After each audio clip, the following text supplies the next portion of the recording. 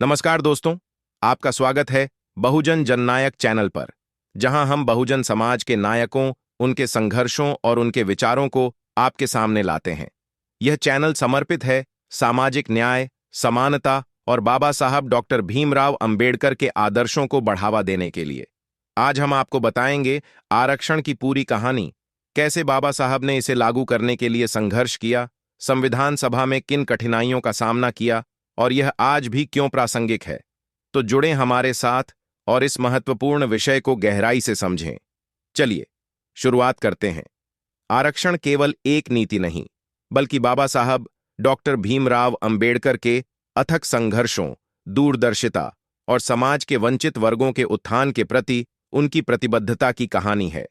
यह उन करोड़ों दलितों, पिछड़ों और वंचितों के जीवन में परिवर्तन लाने की कोशिश है जो सदियों से शोषण और भेदभाव का सामना करते आ रहे थे।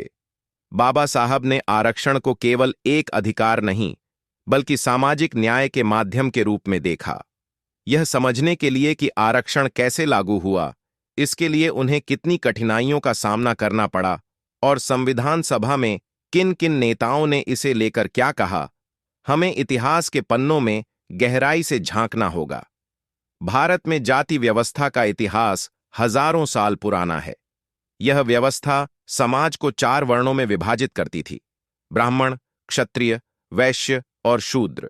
शूद्रों और अस्पृश्य वर्गों को समाज के सबसे निचले पायदान पर रखा गया। उन्हें शिक्षा, संपत्ति, रोजगार और बुनियादी अधिकारों से वंचित किया गया। वे सामाजिक और धार्मिक रूप से हाशिए पर धकेले गए। बाबा साहब अंबेडकर ने इस व्यवस्था को मानवता के खिलाफ सबसे बड़ा अपराध बताया। बचपन में खुद बाबा साहब ने इस भेदभाव को सहा। स्कूल में पानी पीने के लिए उन्हें अछूत के रूप में अलग रखा गया।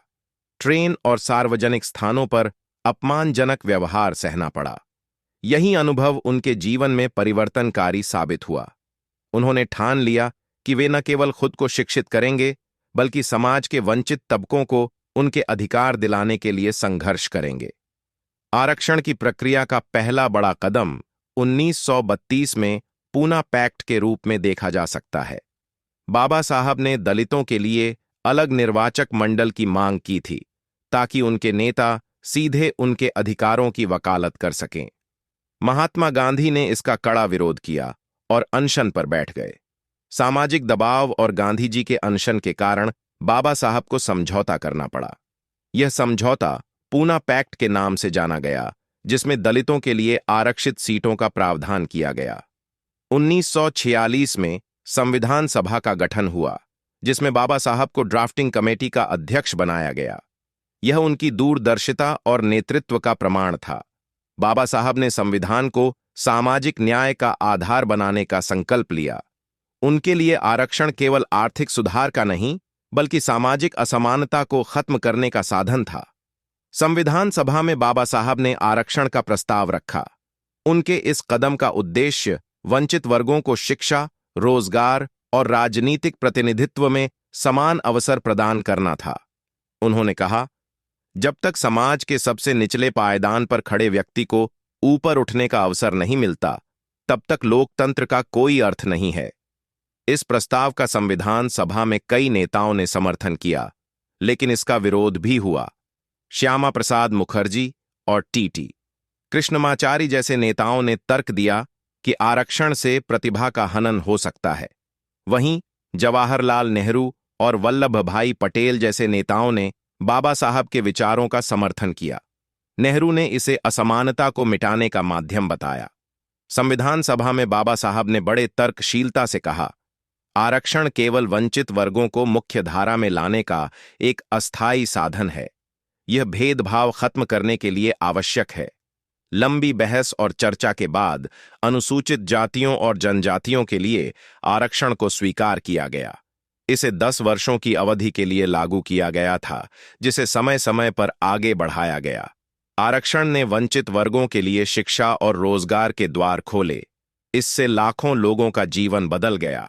दलित और आदिवासी वर्गों से शिक्षित युवा निकलकर समाज में अपनी पहचान बना सके।